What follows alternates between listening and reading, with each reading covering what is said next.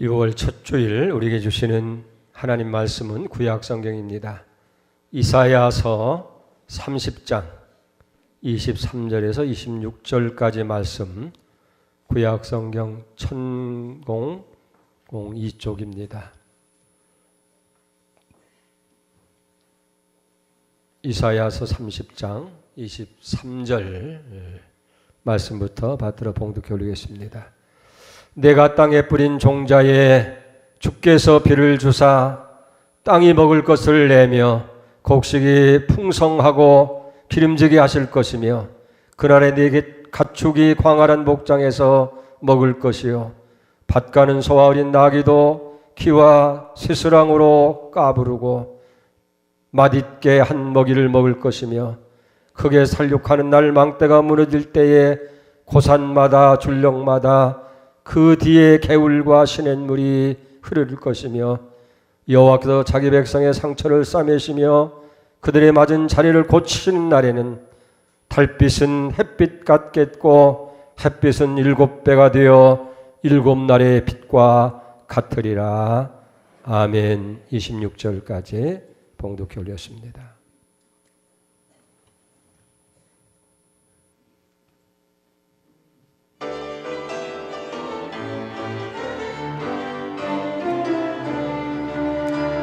예수님은 세상의 빛 비추어 주소서. 예수님은 세상의 빛 비추어 주소서. 사랑의 빛으로 세상 밝히소서. 예수님은 세상의 빛 비추어 주소서. 예수님은 오 예수 주 예수 평화를 주소서. 예수님은 오 예수 주 예수 평화 주소서. 소망과 참된 평화 내 마음에 주시네. 예수님은 참된 소망 평화를 주소서. 예수님은 빛 소망 대신에 예수님은 빛 소망 대신에 예수님은 빛 소망 대신에 예수님은 빛 주시네. 예수님은 빛 소망 대신에 예수님은 빛 비추시네. 어느 때나 예수 참된 사랑에 비추시네. 어느 때나 예수 빛을 주시네. 예수님은 참된 기쁨 늘 앞에 계시네. 예수님은 참된 기쁨 사람에게 주시네. 주를 찬양하리 이름 감사하오니. 예수님은 참된 기쁨 예수님은 참된 소망 예수님은 세상의 빛 영원한 빛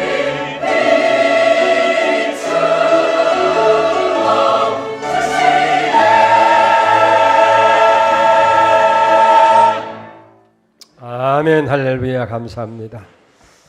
2018년이 시작된 것이 엊그제 같은데 벌써 5개월이 훌쩍 지났습니다.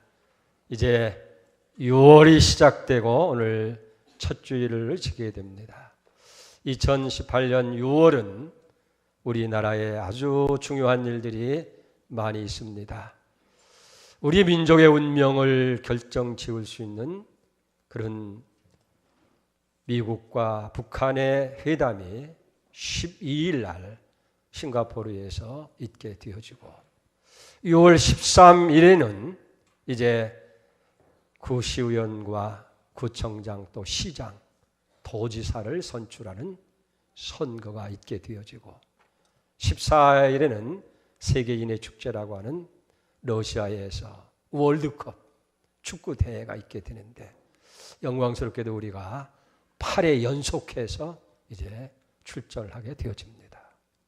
그뿐만 아니라 이 6월은 특별히 우리 민족을 위해서 참 생명을 아끼지 않고 애쓴 많은 사람들을 추모하는 6월 6일 현충일이 있고, 또 우리 민족이 결코 잊어서는 안 되는 북한의 불법 남침을 통해서 우리 민족 상쟁이 일어났고 민족에 큰 상처를 주었던 6.25를 상기하는 그런 6.25 상기 기념일인 6월 25일이 있게 되어집니다. 사랑하는 여러분, 5월은 우리가 가정을 생각하는 달이라고 한다면 6월은 나라와 이 사회를 우리가 생각하는 달이 되어야 돼요. 사실 한 가정이 건강하고 또 화목한 것은 그 가정의 구성을 이루는 개인의 뿐만 아니고 정말 이 사회와 나라를 만들어가는 기초가 되는 거예요. 그리고 한 나라의 힘이 되어지는 겁니다. 그래서 가정이 건강해야 되고 화목해야 되고 행복해져야 돼요. 뿐만 아니라 나라가 불안하지 아니하고 안정되어지고 정말 정의롭고 정직하고 어둠이 없이 밝고 그리고 비전이 강하게 되어야 그 울타리 안에서 살고 있는 우리 모든 국민이 안정된 삶을 누리고 행복한 삶을 누리게 될 줄로 믿습니다. 여러분, 우리가 이걸 아셔야 돼요. 물고기가 물을 떠나서는 살 수 없는 것처럼 우리 백성된 국민은 나라라고 하는 이 울타리를 떠나서는 존재할 수 없고 살 수가 없는 거예요.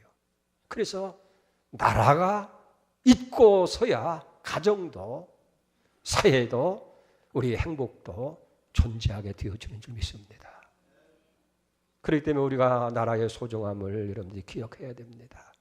여러분들이 가정을 위해서 또 가족들을 위해서 늘 기도하는 것은 사실이지만은 더 중요한 건 이 사회와 이 나라를 위해서 우리가 끊임없는 기도, 특별히 6월은 기도해야 되겠다. 참된 자유민주주의가 보존되어지고 그리고 그 안에서 우리가 참으로 행복한 삶을 누리기 위해서는 나라가 바로 되고 잘 돼야 될 줄 믿습니다. 그래서 무엇보다도 나라를 위해서 기도하는 잘못된 데 여러분들이 현혹되지 말고 정말 이 민족이 바로 될 수 있도록 여러분들이 기도를 쉬지 아니해야 될 줄로 그렇게 믿습니다. 오늘 여기 본문의 말씀은 하나님께서 손으로 지으시고 구원하신 당신의 백성들을 어떻게 도우시고 어떻게 사랑하시는가 하는 것을 말씀해 주고 있어요. 우리 하나님은 약속의 언약의 하나님입니다. 여러분, 계약이라는 말과 언약이라는 말은 달라요. 계약이라고 하는 것은 상대방이 서로 주고받는 그런 약속이 계약이에요. 그러나 언약이라고 하는 것은 일방적입니다. 약속하신 분이 하나님이 우리에게 언약하시고 그 약속을 지켜가는 거예요. 근데 오늘 하나님께서 이사야를 통해서 이스라엘 백성에게 오늘 우리에게 약속하시고 언약하시는 내용이 오늘 본문의 말씀입니다. 내가 너희를 어떻게 도울 것이고 너희를 어떻게 사랑할 것이다. 첫째는 하나님께서 당신의 백성된 우리에게 때를 따라서 단비를 주시겠다고 말씀하십니다. 여러분 23절을 보세요. 네가 땅에 뿌려 종자에 주께서 비를 주사 땅이 먹을 것을 내시며 곡식이 풍성하고 기름지게 하실 것이며 그날에 네 가축이 광활한 목장에서 먹을 것이요. 땅에 씨앗을 뿌리는 것은 농부가 하는 일이지만은 그 씨앗이 싹이 뜨고 자라게 할 수 있도록 비를 주시는 분은 하나님이시라는 거예요. 아무리 농부가 애를 쓰고 한다 할지라도 오지 않는 비를 오게 할 수도 없고 오는 비를 멈추게 할 수도 없다는 거예요. 여러분, 비가 형성된다고 하는 것은 자연적인 현상이지만은 그러나 그 비를 만들고 주장하시고 운행하시는 분은 하나님이시라고 하는 사실을 우리가 기억해야 될 줄 믿습니다. 그래서 하나님께서 땅 위에 피를 주실 때에 풍성한 곡식을 거두게 되고 모든 가족들도 그 풀을 먹게 되어진다는 거예요. 이런 시편 148편 3절 4절에 보면 해와 달아 그를 찬양하며 밝은 별들아 그를 찬송할지어다. 하늘의 하늘도 그를 찬양하며 하늘 위에 있는 물들도 그를 찬양할지어다 라고 말씀하고, 또 5절에 보면 그것들이 여호와의 이름을 찬양함은 그가 명령하심으로 지음을 받으셨습니다. 6절에 가서 보면 그가 또 그것들을 영원히 세우시고 피하지 못할 명령을 정하셨도다 라고 말씀하고 있는 거예요. 여기 보면 해와 달과 별을 지으시고 그것을 세우시고 그것을 운행하시고 조종하시는 분이, 이 자연의 질서를 만드신 분이 하나님이시다는 것을 기억하면서 우리가 하나님께 찬양하라는 거예요. 오늘 본문 23절에도 하나님께서 비를 주셔야 땅이 열매를 내고 풍성한 결과를 얻을 수 있을 것이라는 그런 말씀을 주시는 거예요. 농사짓는 농부의 소망이 뭐겠어요? 곡식이 잘 자라서 풍성한 열매를 거두는 거 아니겠어요? 기업하는 사람의 소망이 뭐겠어요? 기업이 발전하고 많은 이득을 남기게 하는 것이 기업가의 소망이 아니겠습니까? 우리 젊은이들도 소망이 있어요. 그것은 가지고 있는 그 꿈이 아름답게 이루어지는 그런 소망을 갖게 있는 줄 믿습니다. 그럼 어떻게 농부의 소망, 기업인의 소망, 젊은이의 소망, 우리의 모든 소망이 이루어지겠는가? 대개 소망을 이루는데 세 가지 길이 있는 걸 봅니다. 첫째 길이라고 하는 것은 자신의 힘으로 노력하고 최선을 다해서 수고해서 이루는 길이에요. 그걸 소위 말하는 자수성가했다 그러잖아요.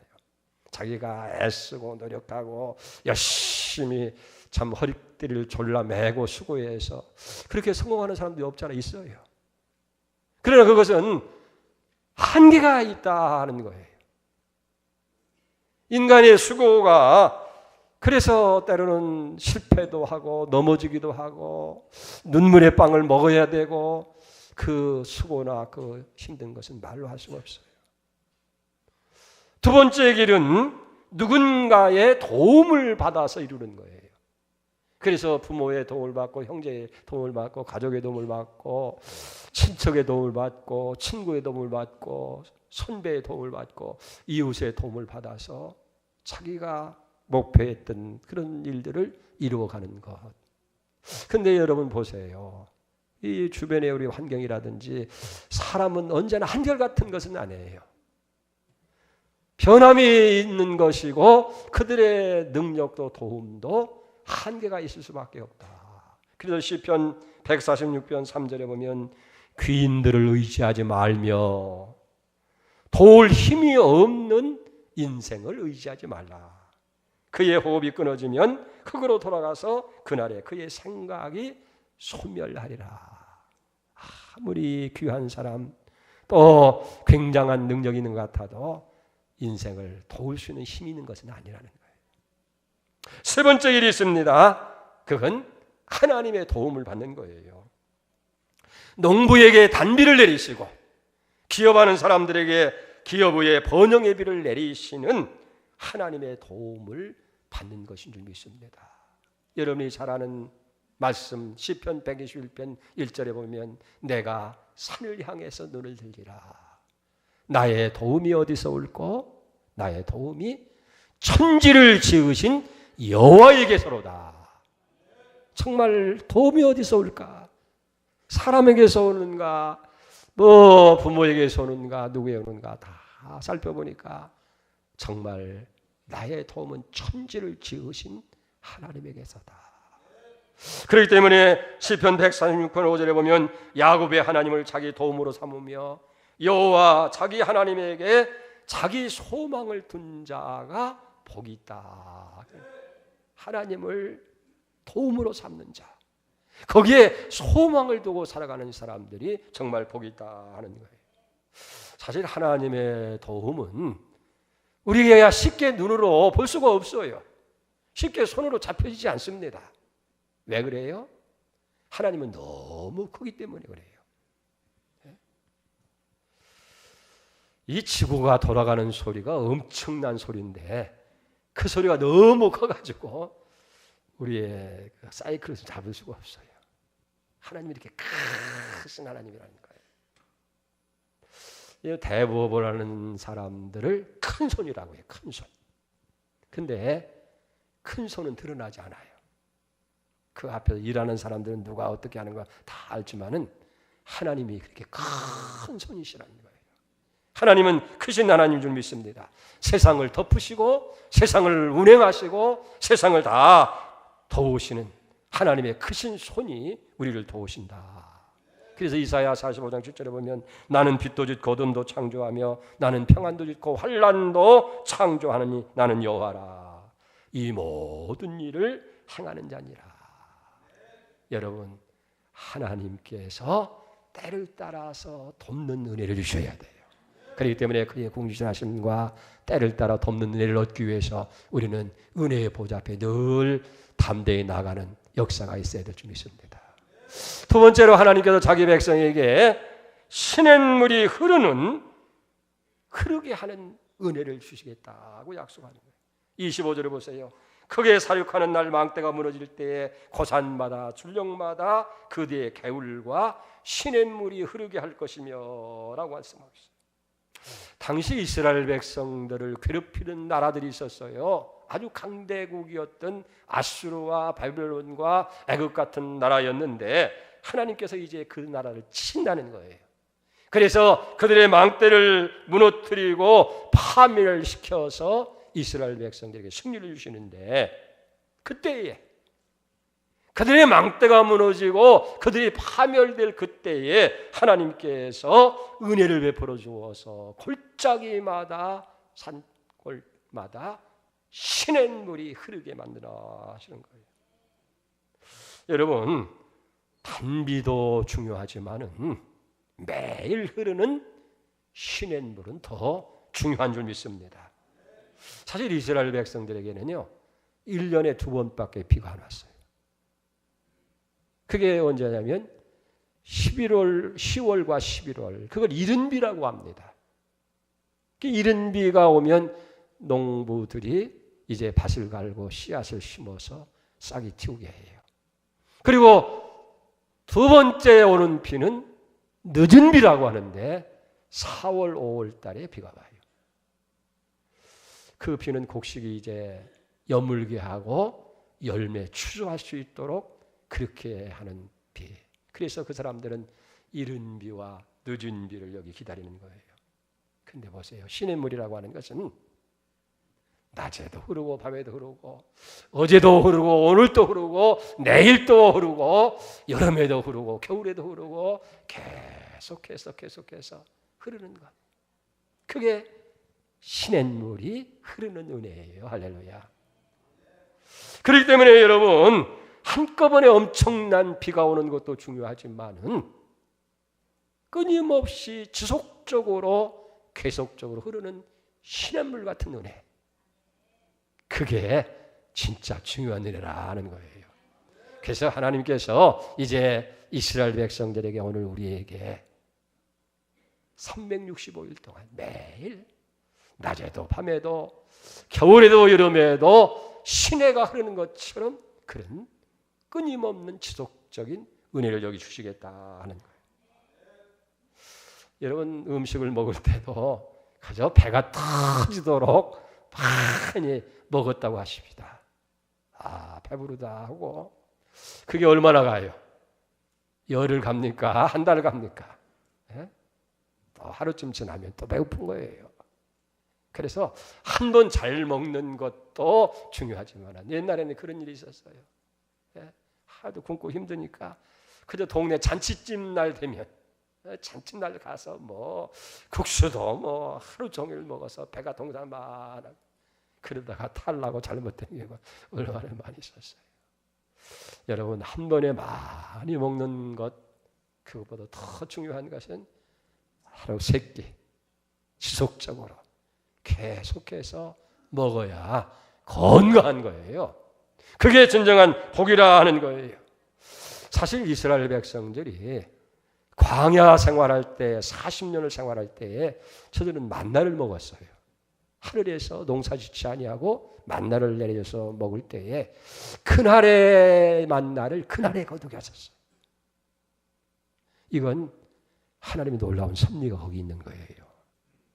이스라엘 백성이 욕심 많은 사람이 내일 안 내리면 어떻게 될지 나는 그다 열흘치 한꺼번에 와야 되겠다 해서 있는 그릇이란 그릇 다 동원해가지고 가득가득 채워가지고 집에다가 보관하면서 일주일은 먹어도 되겠다 하는데 다음날 아침에 보니까 다 벌레나고 못 먹게 돼서 버릴 수밖에 없는 거예요. 성경에 보니까 많이 거둔 자도 남음이 없고 적게 거둬도 부족함이 없도록 하나님께서 그렇게 역사하셨다는 거예요. 여기에 영적인 놀라운 은혜가 있는 거예요. 뭘 말씀합니까? 오늘의 은혜는 오늘 받아야 된다. 오늘의 받아야 돼. 청초가 돼서 특별 새벽기도 중에서 은혜 쫙 많이 받고 1년 내내 가겠다. 붕해가 되니까 붕해 때 은혜를 쫙 많이 받았으니까 석 달은 가겠지. 오늘의 은혜는 오늘에 받아야 되고 오늘의 말씀은 오늘의 양식으로 우리가 먹어야 되고 오늘 우리가 드려야 할 기도는 오늘 우리가 기도를 해야 되어진다 하는 거예요. 주님은 시내가 흐르는 것 같은 은혜를 오늘 우리에게 베푸시기를 원하는 줄 믿습니다. 그 은혜로 우리가 살아가는 거예요. 오늘 세 번째, 당신의 백성들에게 싸매시고 고쳐주시겠다는 약속입니다. 26절을 보세요. 여호와께서 그 백성의 상처를 싸매시며 그들의 맞은 자리를 고치시는 날에는 달빛은 햇빛 같겠고 햇빛은 7배가 되어 7날의 빛과 같으리라. 그 백성의 상처를 싸매시며, 여러분 상처가 뭐예요? 상처는 다쳐서 생긴 상처기, 그걸 상처라고 그러잖아요. 가령 무슨 칼이나 흉기로 인해서 우리가 다친, 그래서 그 상처 난 것, 그걸 우리는 자리를 상처라고 그러잖아요. 또 아니면 정신적으로 심리적으로 아픔을 당한 그 아픔의 자리를 우리는 상처라 그럽니다. 재미있는 얘기가 있어요. 우리 젊은 여자들은 넘어지거나 다쳐서 다리에 상처가 나면 그 아픔이나 그 고통을 염려하는 것보다는 그 상처가 치료되고 난 다음에 남는 흔적, 그 흉터가 더 큰 문제로 염려하고 있다는 거예요. 사실 그런데 더 아픈 것은 그 어떤 육체적인 상처는 또 치료하고 약 바르고 고치면 되잖아요. 그 마음의 상처, 이 정신적으로 받는 상처가 더 크고 아프다는 거예요. 우리 사람들을 가만히 보면 다 개인적으로 많은 상처를 안고 살아가요. 사실 우리가 살다가 보고 생활하다가 보면 사실은 남에게 상처를 입혀요. 또 상대방을 통해서 상처를 받기도 해요. 그러니까 우리가 서로가 상처를 주고 또 상처를 받아요. 같은 가족 간에도 그런 상처가 있고 하물며 은혜가 있는 교회 안에도 서로 상처를 주고 상처를 입고, 근데 이 내면의 상처의 특이한 것은 뭐냐면 내가 남에게 준 상처는 쉽게 잊어요. 상처를 줬는지 안는지도 몰라요. 그런데 다른 사람에게서 받은 상처는 잊혀지지를 않고 그게 오래오래 우리가 남아서 마음의 가시가 되어져서 때마다 힘들게 만들고 고통스럽게 만들고 어렵게 만드는 경우를 많이 보게 됩니다. 그리고 이런 내면의 상처는 많은 결과를 가져와요. 삶에 부정적인 영향을 옵니다. 여러분, 비관적인 삶을 가지고 사는 부모 밑에서 자란 자녀들 보면 아주 부정적이에요. 매를 맞고 또 야단을 맞고 그러다 보면 자기도 모르게 그 마음에 상처가 이제 점점 쌓여가지고 나중에는 자존감이 낮아지게 되고 자기 자신을 비하하면서 열등의식에 사로잡히고 그래서 우울증이 생기고 분노가 생기게 되고 공포가 생기게 되고 뭔가 집착하게 되어지는 그런 부정적인 사람이 되고 마는 걸 봅니다. 또 이 내면의 상처를 보면요, 그 상처받은 사람에게서 평안을 뺏어가요. 기쁨을 뺏어가요. 그래서 뭐 불안하고 걱정과 근심으로 삶을 어둡게 만들고, 또 이 상처들은 인간관계 속에서 많은 그런 장애를 가져오는 걸 보잖아요. 그래서 사람을 경계합니다. 무조건 의심부터 하게 되어지고 사랑해야 할 사람을 증오하게 되어지고 그런 모습들을 우리가 많이 보게 돼요. 그런데 더 큰 문제는 이런 내면적인 정신적인 문제보다도 더 큰 상처는 영혼의 상처예요. 영혼의 상처. 이 영혼의 상처를 받는 사람이 얼마나 많은지 몰라요. 그래서 열심으로 교회를 다니는 사람들이 교회를 떠납니다. 믿음 생활 잘하던 사람들이 게을러지고 기도하던 사람들이 기도를 중단하게 되어지고, 이건 더 심각한 영혼의 상처를 인해서 이루어지는 사건들이에요. 근데 중요한 것은 어떻게 이런 상처를 우리가 치료받고 상처를 고칠 수 있게 되겠느냐 하는 거예요. 어떤 사람은 그런 상처를 입게 되어지면 그 상처를 달래고 잊어보기 위해서 그때 두문불출하지 아니하고 집안에서 그냥 이불을 뒤집어 쓰고 그냥 몸부림을 쳐봅니다마는 해결될 리가 없잖아요. 병원의 의사를 찾아가서 정신과 의사에게 이제 치료도 받고 약도 먹어봅니다. 어떤 사람은 좋은 경험이 많은 상담자를 찾아가서 상담도 해보고, 그러나 여러분 어느 누구와 당신의 상처를 내가 다 책임져주겠어, 고쳐주겠어, 희망적인 답을 주는 사람은 없더라는 거예요.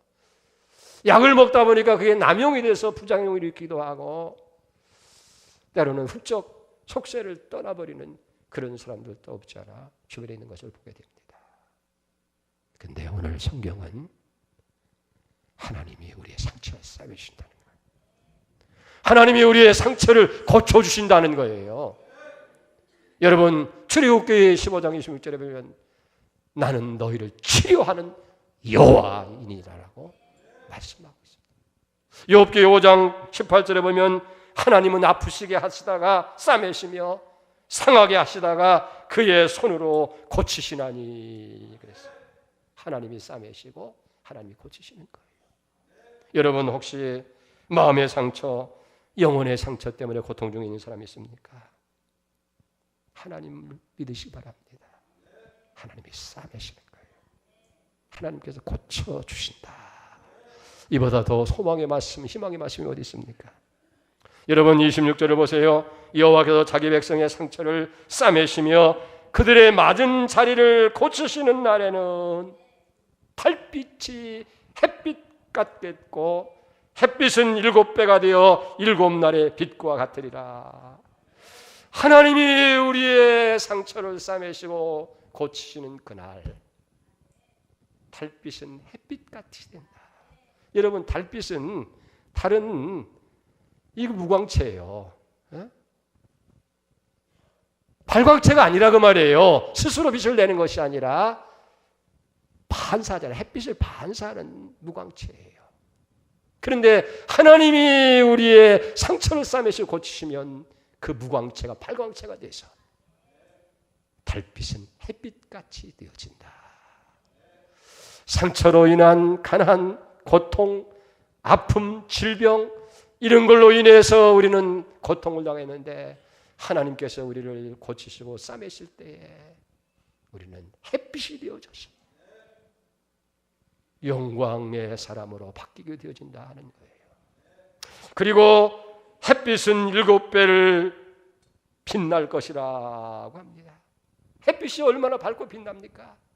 근데 하나님이 고치시고 싸매시면 그 밝은 햇빛을 7 나를 합친 것 같은 그런 밝은 햇빛이 되도록 하나님께서 역사하신다 하는 거예요. 우리 교회가 여러 가지 잘한 일도 많이 있겠습니다만은 가장 잘한 것 중에 하나가 뭐냐면 에크레시아라고 하는 영성 수련회를 한다는 것이 귀한 겁니다.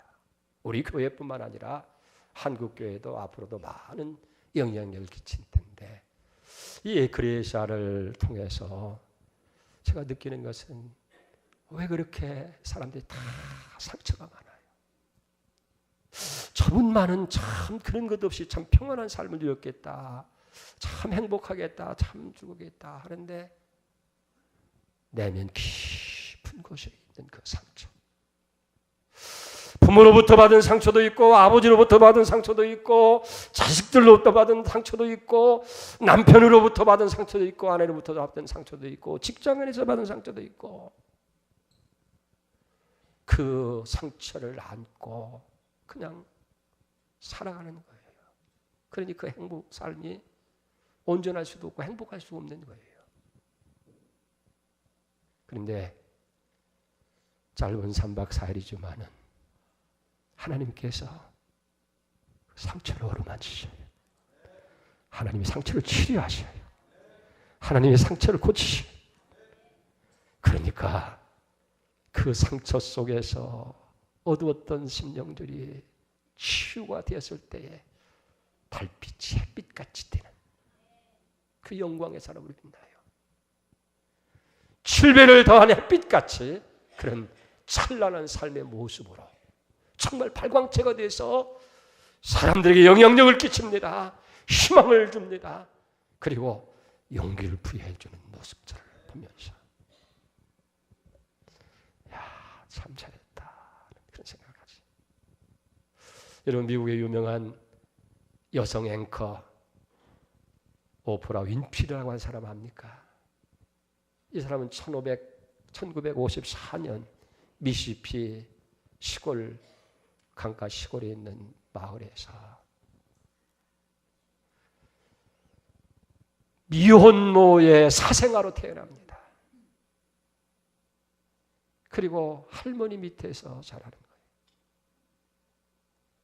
거예요. 9살 때에 삼촌에게 성폭행을 당하고 14살에 임신을 해서 조수가를 낳고 2주 만에 그 아이가 죽는 고통을 봅니다. 그러니까 그 인생은 아주 찌그러지고 저주받은 인생이에요. 집을 뛰쳐나가서 마약을 하고 폭력을 행하고 그리고 지긋지긋한 가난 속에서 쓰레기같이 살아가던 그런 소녀였는데 하나님을 만나고 하나님이 그 인생을 상처를 싸매시고 치료할 때 그는 변화됩니다. 그래서 1970년대 이제 중반에 테네시 스주라고 하는 한 지역 방송에서 최연소 흑인 여자 앵커로 등장을 해요. 그리고 1986년부터 이제 오프라 윈프리 쇼를 만들어서 수많은 사람들에게 영향력을 끼칩니다. 2018년 뉴욕 타임즈에서 세계에 가장 큰 영향력을 끼치는 백인을 선정할 때에 이 오프라 윈프리가 상위권에서 선출이 되어지고 미국의 가장 존경받는 인물 3위 안에 3사람 안에 이 오프라 윈프리가 들어가는 거예요. 이제 차기 미국 대통령 민주당 후보로 오프라 윈프리가 가장 유력한 후보로 선정을 됩니다.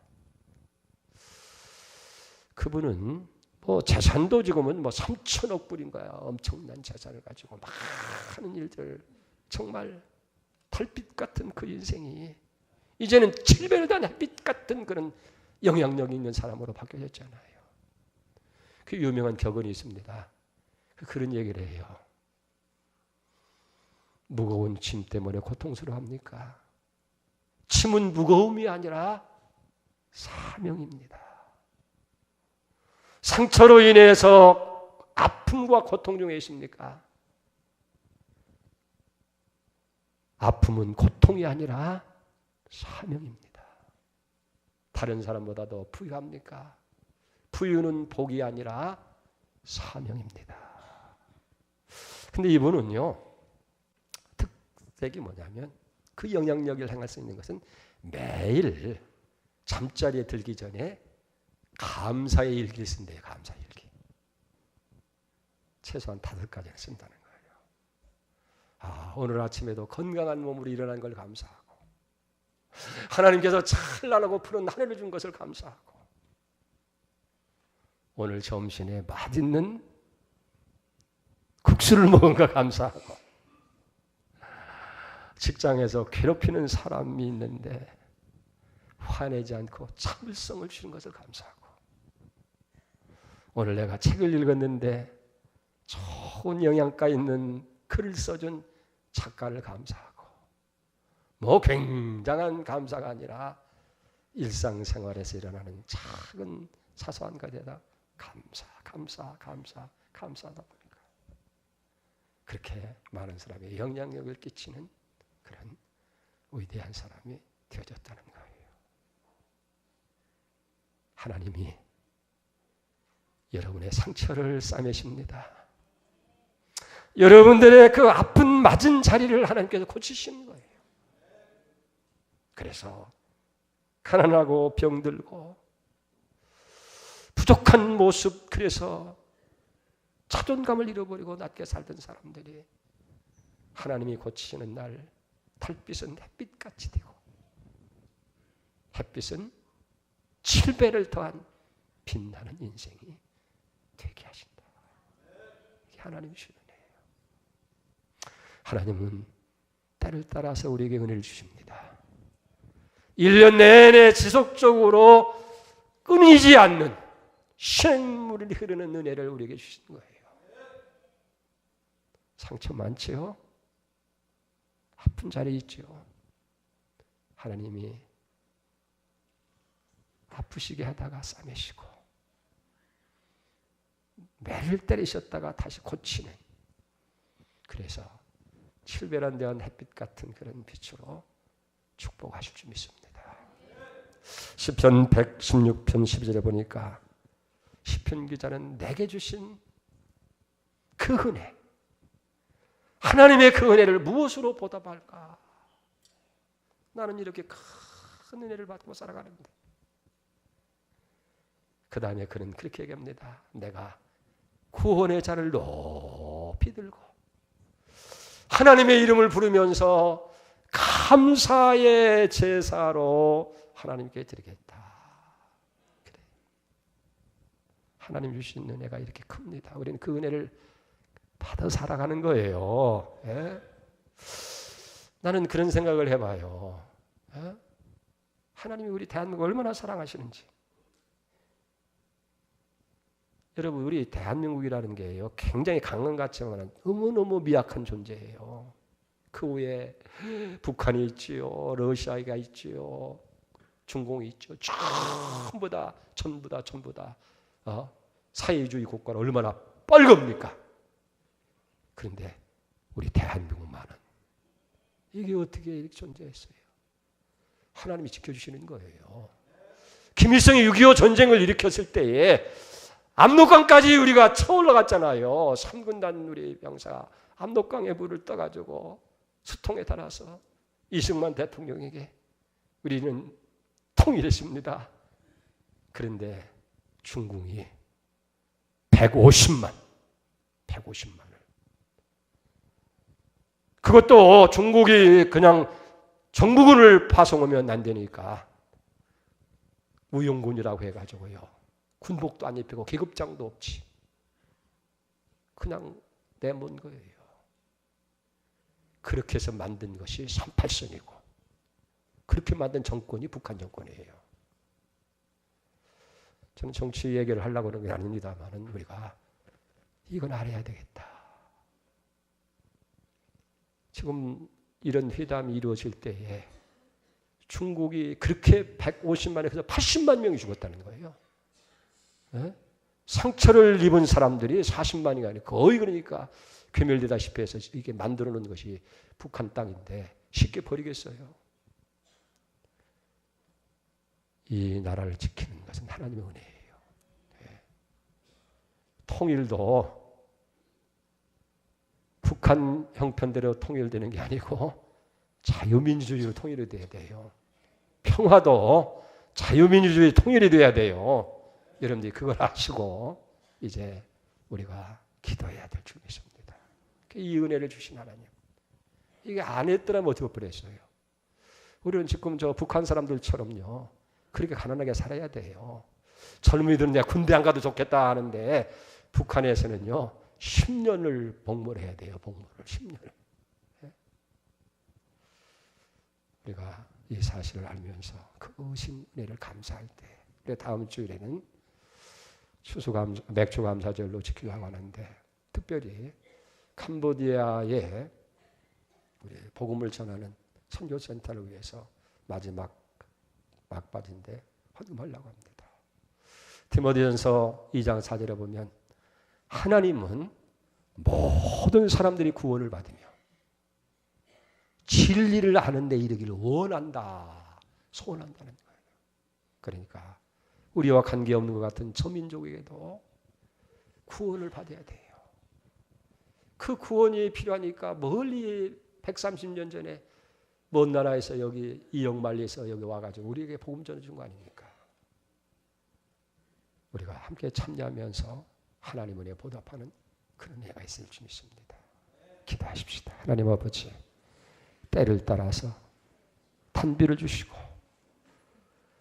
시내가 흐르는 것처럼 지속적으로 끊임없는 은혜로 채우시고 상처를 싸매시고 맞은 자리를 고치셔서 달이 햇빛같이 햇빛은 7배를 더한 날의 빛같이 영광스럽게 하시리라고 말씀했습니다.